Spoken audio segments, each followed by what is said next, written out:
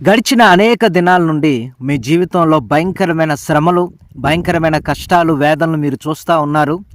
అలాగనే మీ జీవితంలో ఇప్పుడు చూసుకున్నట్లయితే నష్టం, భయంకరమైన నష్టాలు మీ జీవితంలో జరుగుతూ ఉన్నాయి. లాభం అనేదే లేనే లేదు. ఎందుకు అనగా ఫైనాన్షియల్గా మీరు చాలా కృంగిపోయి ఉన్నారు. మీరు ఎంతో కష్టపడి పనిచేశారు, కానీ ఆ కష్టానికి తగినట్లుగా ప్రతిఫలాన్ని పొందుకోట్ల. ఒక రైతుగా పొలంలో పంట వేశారు, కానీ అది చేతికి రాలేదు. అలాగనే పాడి కూడా సరిగ్గా మంచిగా లేదు. అందులో కూడా నష్టం, చేస్తున్న ఉద్యోగంలో నష్టం, రావాల్సిన అమౌంట్స్ ఏవైతే ఉన్నాయో అన్నీ కూడా పెండింగ్ అమౌంట్ అంతా ఆగిపోయింది. సో లోన్స్ ఆగిపోయాయి. సో మీకు ఇవ్వాల్సిన వాళ్ళు డబ్బులు ఇవ్వకుండా అవన్నీ కూడా ఆగిపోయాయి. ఏదైనా సేల్ చేద్దామంటే ఫ్లాట్ కానీ ఇల్లు కానీ సేల్ చేద్దామన్నా కానీ అది సేల్ అవ్వట్లేదు. అలాగనే మీకు రావాల్సిన బంగారము, మీకు రావాల్సిన ఆస్తి, మీకు రావాల్సిందంతా కూడా కోర్టులో పెండింగ్లో పడిపోయి అది ఆగిపోయింది. కానీ దేవుడు ఈ రోజున నీతో మాట్లాడుతున్నాడు.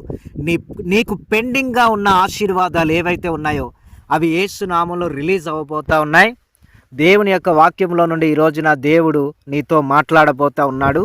మీకు రావాల్సిన అమౌంట్ మీకు రాబోతూ ఉన్నది. ఈ యొక్క 5 వాక్యాలు చదవండి. Your pending amount will be released. Read this 5 declarations. So ఈ యొక్క 5 వాక్యాలు కూడా నోట్ చేసుకోనండి. దేవుడు నీతో మాట్లాడబోతూ ఉన్నాడు. సో నష్టాల్లో నుండి దేవుడు నిన్ను లాభాల్లోకి తీసుకురాబోతున్నాడు. అలాగనే ఆగిపోయిన రావలసిన ప్రతి ఒక్క అమౌంట్ అనేది ఈ వారంలోనే యేసు నామములో రాబోతూ ఉన్నది. ఈ కార్యాన్ని దేవుడు నీ పట్ల జరిగించబోతా ఉన్నాడు. ఈ యొక్క పవర్ఫుల్ 5 వాక్యాలు ఏవైతే ఉన్నాయో ఈ 5 వాక్యాలు నీ జీవితాన్ని మార్చేస్తాయి. ఈ వాక్యపు వెలుగులో నీ జీవితంలో ఉన్న ఫైనాన్షియల్ డార్క్నెస్ అనగా ఆర్థిక పరమైన చీకటి పోయి వెలుగుతో నీవు యేసుక్రీస్తు నామంలో నింపబడుదువు గాక. కాబట్టి దానికంటే ముందుగా ఈ యొక్క వీడియోను ఒక లైక్ చేయండి, అనేకులకు కూడా షేర్ చేయండి, ఈ ఛానల్ని మీరు సబ్స్క్రైబ్ చేయండి. అలాగనే కామెంట్స్లో ఈ వారంలో యేసయ్య నాకు అమౌంట్ ఇవ్వబోతున్నాడని రాయండి. నాకు రావాల్సిన అమౌంట్ ఈ వారంలో రాబోతుంది అని రాయండి. అనగా ఈ రోజు నుండి వారం రోజుల్లోగా దేవునికి అమౌంట్ ఇస్తాడు. నిశ్చయముగా దేవుడు నీ పట్ల అలా కార్యం చేస్తే ఈ ఆశీర్వాదాన్ని నువ్వు పొందుకున్నట్లయితే ఖచ్చితంగా లాస్ట్లో నా నెంబర్ ఇస్తాను. ఆ నెంబర్కి మీరు కాల్ చేసి మీ సాక్ష్యాన్ని నాతో మాత్రం తప్పకుండా పంచుకోనండి. వాట్సాప్ ద్వారా కూడా పంచుకోనండి. సో ఈ సమయంలో మనము రావాల్సిన అమౌంట్ మనకు రాబోతూ ఉన్నది. మీకు రావాల్సిన అమౌంట్ మీకు రాబోతుంది. పవర్ఫుల్ 5 వాగ్దానపు తాళపు చెవులు ఇవి. ఈ తాళపు చెవితో లాక్ అయిపోయిన నీ యొక్క అమౌంట్ అనేది రిలీజ్ కాబోతా ఉన్నది. మొదటగా ఆమోస్ గ్రంథం 9వ అధ్యాయం 13 నుండి 15 వచనాలు చదువుకుందాం. ఆమోస్ గ్రంథం 9వ అధ్యాయం 13-15 వచనాలన్నీ కూడా నోట్ చేసుకోండి. ఆమోస్ గ్రంథం 9వ అధ్యాయం ఇక్కడ మనము 13 నుండి చదువుకుందాం. రాబోవు దినములలో కోయువారు దున్నువారి వెంటనే ఒత్తురు, విత్తనం చల్లువారి వెంటనే ద్రాక్ష పండ్లు తొక్కువారు ఒత్తురు. పర్వతం నుండి మధురమైన ద్రాక్ష రసం స్రవించును, కొండలన్నీ రసధారులగును. ఇదే యెహోవా వాక్కు. మరియు శ్రమనందుచున్న నా జనులకు ఇశ్రాయేల్ నేను చెరలోండి రప్పింతును. పాడైన పట్టణములు మరలా కట్టుకొని వారు కాపురు ముందురు, ద్రాక్ష తోటలు నాటి వాటి రసమును త్రాగుదురు. అలాగనే వనములు వేసి వాటి పండ్లను తిందురు. వారి దేశమందు నేను వారిని నాటుదును, నేను వారికి ఇచ్చిన దేశంలో నుండి వారిక పెరికివేయబడరని మీ దేవుడైన యెహోవా సెలవిచ్చుచున్నాడు. రాబోయే రోజుల్లో అనగా ఈ వారం రోజుల్లో లేకపోతే అతి సమీపంలో త్వరలో దేవుడు నిన్నేం చేయబోతున్నాడు అంటే చూడండి, దేవుని యొక్క వాక్యంలో రాయబడినది పర్వతాలు, కొండలు ఇవేమవుతాయట? రసధారలు అవుతాయట. ద్రాక్ష రసము పర్వతాల్లో నుండి వస్తుందట. అలాగనే కొండలన్నీ కూడా రసధారులు అవుతాయట. అంటే కొండలు, పర్వతాలు మనం చూసుకుంటే అవి చాలా భయంకరంగా ఉంటాయి, అవి చాలా కష్టంగా ఉంటాయి. కానీ దేవుని యొక్క వాక్యం చెప్తుంది ఆ కొండలు, ఆ పర్వతాలన్నీ కూడా ఆశీర్వాదకరంగా మార్చబడతాయి. ఈ కొండలు, ఈ పర్వతాలు ఏంటి అంటే నీ జీవితానికి సాదృశ్యంగా ఉంది. ఒక కొండలాగా, ఒక పర్వతంలాగా నీ జీవితం ఉన్నప్పటికీ దేవుడు మధురమైన ద్రాక్షారసాన్ని స్రవించినట్లుగా నీ జీవితంలో దేవుడు అనేక గొప్ప కార్యాలు చేయబోతా ఉన్నాడు. చెరలో నుండి, అంటే సాతాను చెరలో నుండి నిన్ను దేవుడు బయటకు తీసుకొని వచ్చి, పాడైపోయిన నీ కుటుంబాన్ని దేవుడు కట్టి, విడిపోయిన నీ కుటుంబం కట్టబడి ఒక దగ్గర కాపురం ఉంటారు. అలాగనే దేవుడు మిమ్మల్ని నాటుతాడు. చూడండి, నీ దేశంలో దేవుడు నిన్ను నాటుతాడు.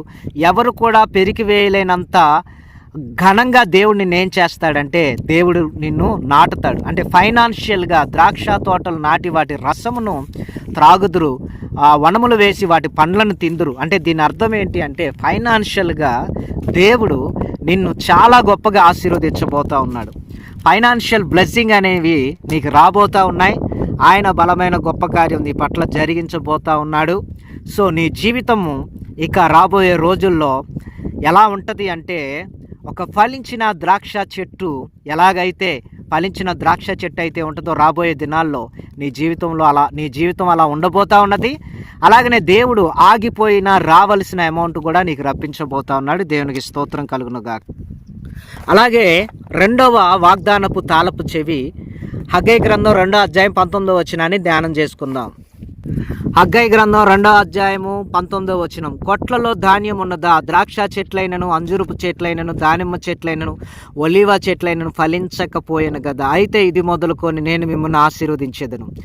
కొట్లు అనగా ఈరోజు నా దగ్గర బ్యాంక్ ఉంది, ఆ బ్యాంక్ అకౌంట్లో డబ్బు లేదు. అలాగనే మీ యొక్క ఫైనాన్షియల్ పరిస్థితి ఫలించిన ద్రాక్షలాగా, ఫలించిన అంజూరుపులాగా, ఫలించిన దానిమ్మలాగా, ఒలివ చెట్లలాగా నీ యొక్క ఫైనాన్షియల్ బ్లెస్సింగ్స్ అనేవి లేవు, ఫలించడం లేదు. నువ్వేం చేసినా కానీ అది సక్సెస్ అవ్వట్లేదు. అయితే దేవుడు చెప్తున్నాడు ఏంటి అంటే, ఇది మొదలుకొని నేను మిమ్మల్ని ఆశీర్వదించేదను. ఇక ఇది ఈ రోజు నుండి దేవుడు నిన్ను ఆశీర్వదించడం ప్రారంభిస్తున్నాడు. అందుకని దేవుడు నిన్ను ఏం చేయబోతున్నాడు అంటే, ఇక నీ కొట్లు అనగా నీ బ్యాంక్ అకౌంట్స్ అన్నీ కూడా డబ్బుతో నింపబడబోతూ ఉన్నాయి. నువ్వు చేసే ప్రతి పని కూడా సక్సెస్ అవ్వబోతూ ఉన్నది. ఈ రెండవ ఆశీర్వాదాన్ని నువ్వు పొందుకుందువు గాక. మూడోది కూడా చూద్దాం. దేవుడికి స్తోత్రం. 3వ వాక్యపు భాగంలో నుండి మలాకి గ్రంథం 3వ అధ్యాయం 10వ వచనం. ఇది వాగ్దానపు తాళపు చెవి. మూడవది మలాకి 3:10. మలాకి గ్రంథం 3వ అధ్యాయము 11వ వచనాన్ని ధ్యానం చేసుకుందాం. నీ పంటను తినివేయి పురుగులను నేను గద్దించేదను, అవి మీ భూ పంటను నాశనం చేయవు. మీ ద్రాక్ష చెట్లు అకాల ఫలములను రాల్పక యుండునని సైన్యములకు అధిపతి యెహోవా సెలవిచ్చుచున్నాడు. అప్పుడు ఆనందకరమైన దేశంలో మీరు నివసింతురు గనుక అన్ని జనులందరూ మిమ్మల్ని ధన్యులందరని సైన్యములకు అధిపతి యెహోవా సెలవిచ్చుచున్నాడు. చూడండి, ఈ రోజున మీ పంటను అనగా, మీ పంట అనగా నీ డబ్బును, నీ క్యాష్ని, నీ అమౌంట్ను కొన్ని పురుగులు తినేస్తున్నాయి. సో వాటన్నిటిని కూడా దేవుడు గద్దించబోతా ఉన్నాడు. అవి నీ భూమి పంటను అనగా నీ క్యాష్ నాశనం చేస్తున్నాయి. దేవుడు వాటిని నాశనం చేయకూడదని ఆజ్ఞాపిస్తున్నాడు. ద్రాక్ష చెట్లు అకాల ఫలములను రాల్పక యుండునని సైన్యములకు అధిపతి యెహోవా సెలవిచ్చుచున్నాడు. చూడండి, నీ డబ్బు అనేది కారణం లేకపోకుండా ఒక్కొక్కసారి నష్టపోతూ లాస్ అవుతా ఉన్నావు. ఈసారి అలా లాస్ అవ్వకుండా నీకు రావాల్సిన అమౌంట్ను దేవుడు నీకు ఇచ్చి ఆనందకరమైన దేశంలో నువ్వు నివాసం ఉన్నట్లుగా అన్ని జనులందరూ నిన్ను ధన్యులు అంటారు. అలాంటి గొప్ప కార్యం దేవుడు నీ పట్ల చేయబోతున్నాడు. కాబట్టి భయపడవద్దు. నీ పంటను, నీ క్యాష్ని తినివేసే పురుగులు, అలాగే నాశనం చేసే ప్రతి ఒక్కటి కూడా నీ జీవితంలో నుండి దేవుడు తొలగించబోతా ఉన్నాడు. దేవునికి దశమ భాగం ఇవ్వడం మాత్రం మర్చిపోవద్దు. మందిరానికి వెళ్ళి మందిరంలో దేవునికి ఇవ్వవలసిన వాటిని ఇవ్వండి. పట్టజాలనంత విస్తారముగా దీవెనలు నీ పైన దేవుడు రాబోయే రోజుల్లో కుమ్మరించును గాక. ఆమేన్. అలాగే హబక్కూకు 3వ అధ్యాయం 17-19 వచనాలు కూడా ధ్యానం చేసుకుందాం. హబక్కూకు 3వ అధ్యాయము 17వ వచనం నుండి ధ్యానం చేసుకుందాం. అంజూరపు చెట్లు పూయకుండినను, ద్రాక్ష చెట్లు ఫలింపకపోయినను, ఒలివ చెట్లు కాపు లేక ఉండినను, చేనిలోని పైరు పంటకు రాకపోయినను, గొర్రెల దొడ్డిలో లేకపోయినను, సాలలో పశువులు లేకపోయినను, నేను యెహోవా యందు ఆనందించేదను, నా రక్షణకర్తయగు నా దేవుని యందు నేను సంతోషించేదను. ప్రభువగు యెహోవాయే నాకు బలము, ఆయన నా కాళ్ళను లేడి కాళ్ళ వలె చేయును, ఉన్నత స్థలముల మీద ఆయన నన్ను నడవ చేయును. ఈ రోజున మీ పరిస్థితి ఎలా ఉంది అంటే చెట్లు, అంజురపు చెట్లు, ద్రాక్ష చెట్లు, ఒలివ చెట్లు, చేనులోని పైరు ఎలాగైతే పుయ్యకుండా ఉన్నప్పుడు, ఫలించలేకపోయినప్పుడు, కాపు లేకపోయినప్పుడు, చేనిలోని పైరు పంట చేతికి రాకపోయినప్పుడు, ఒకవేళ గొర్రెలు దొడ్డిలో లేకపోతే, సాలలో పశువులు లేకపోతే, ఒక రైతు లేకపోతే ఒక వ్యక్తి ఎలాగైతే దిగులుగా ఉంటాడో, ఈరోజు నీ పరిస్థితి కూడా అలాగే ఉంది. ఏమీ లేవు, తినడానికి ఆహారం లేదు, అప్పులు కట్టడానికి డబ్బులు లేవు, ఉండడానికి ఇల్లు లేదు, అలాగనే పిల్లల్ని చదివించుకునే స్తోమత లేదు, అలాగనే కనీసం ఎటైనా వెళ్దామన్నా కానీ సరైన వెహికల్ లేదు, లేకపోతే ఏదైనా ఉద్యోగం చేద్దామన్నా కానీ ఒక ఉద్యోగం లేదు, ఏదైనా వ్యాపారం చేద్దామన్నా వ్యాపారం లేదు, చదువుకుందాం అనుకున్నా చదువుకోవడానికి డబ్బులు లేవు, భయంకరమైన పరిస్థితుల్లో నీవు ఉన్నావు. అయితే దేవుడు నీతో చెప్తున్న మాట, ఏమీ లేకపోయినా, నీ చేతిలో చిల్లి గవ్వలేకపోయినా, ఖాళీ పర్సు నీ దగ్గర ఉన్నా, దేవుని యందు ఆనందించు, దేవుని యందు సంతోషించు. ఎందుకంటే త్వరలో దేవుడు నీ పెండింగ్ అమౌంట్స్ అన్నీ కూడా రిలీజ్ చేయబోతా ఉన్నాడు, నిన్ను ఆశీర్వదించబోతా ఉన్నాడు. ఆయనే నీకు బలము. నీ కాళ్ళను లేడి కాళ్ళ వలె చేసి ఉన్నత స్థలం మీద ఆయన నిన్ను నడిపిస్తాడు. అంటే నువ్వు ఉన్నత స్థలాలకంటే హయ్యర్ ఎడ్యుకేషన్ చదువుదాం అనుకుంటున్నావు, కుదరడం లేదు.